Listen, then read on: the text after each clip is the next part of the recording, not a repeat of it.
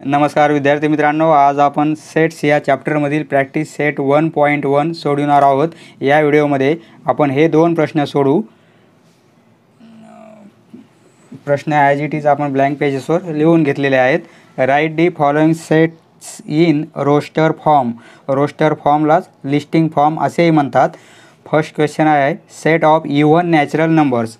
Even natural numbers we know even natural numbers 2 4 6 8 हे काय आहे? हे काय आहेत? इव्हन नॅचरल नंबर आहेत। ते इव्हन नॅचरल नंबर हे आपणास सेटमध्ये लिहायचे आहेत। तर सेट लिहिण्यासाठी ए बी सी असे कॅपिटल लेटर्स वापरतात। फ्रॉम ए टू झेड कोणतेही कॅपिटल लेटर सेटसाठी वापरतात। तर आपण एने इंडिकेट करू।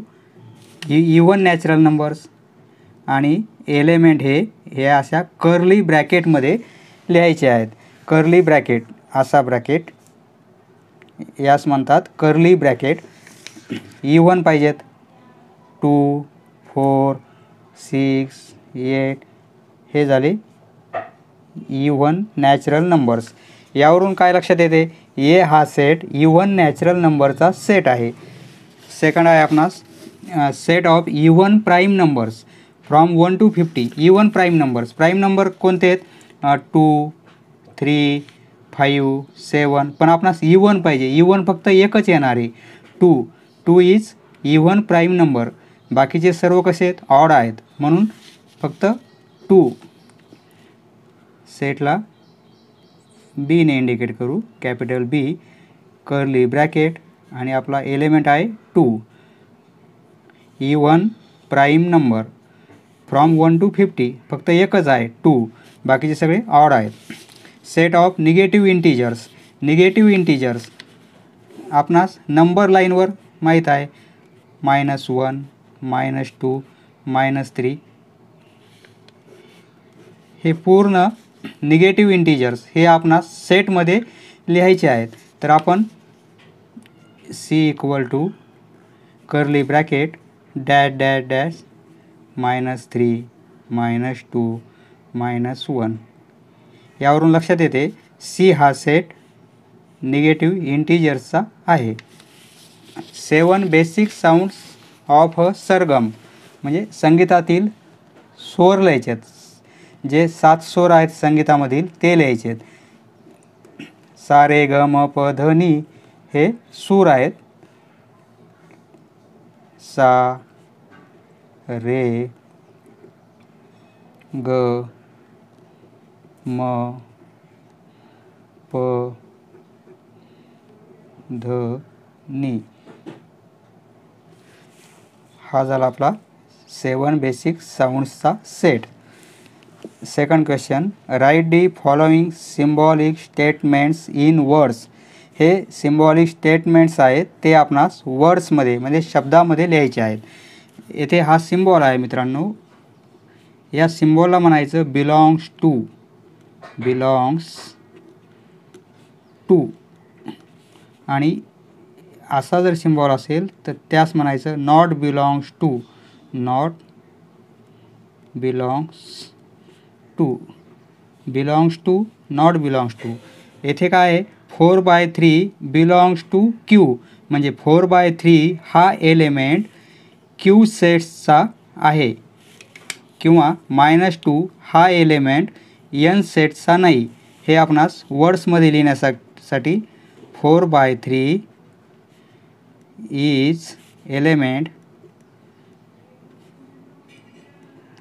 ऑफ सेट क्यू असं लिहिणार।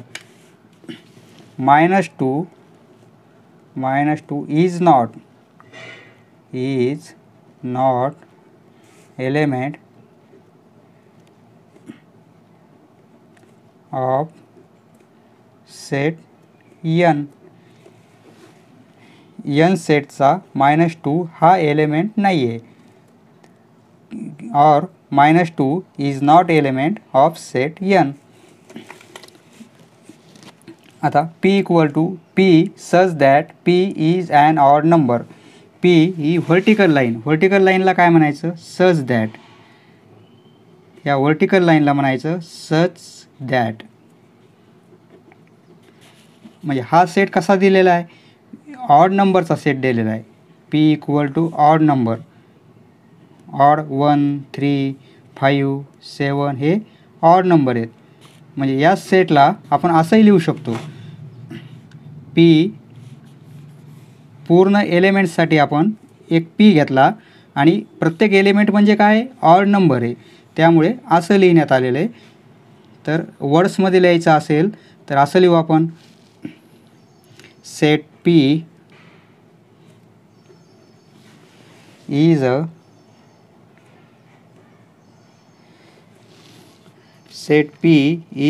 set of all p's such that p is an odd number. म्हणजे set P is a set of all Ps, म्हणजे ऑल पीज पूर्ण सर्व ऑड नंबर आहेत. सर्वासाठी आपण पी हे घेतलेलं आहे आणि प्रत्येक पी म्हणजे काय, P is an odd number, such that P is an odd number. Set P is a set of all Ps such that P is an odd number. असं आपण वर्ड्समध्ये लिहू शकतो. समजलं मित्रांनो? पुढचा व्हिडिओ पाहण्यासाठी चॅनल सबस्क्राईब करा. धन्यवाद.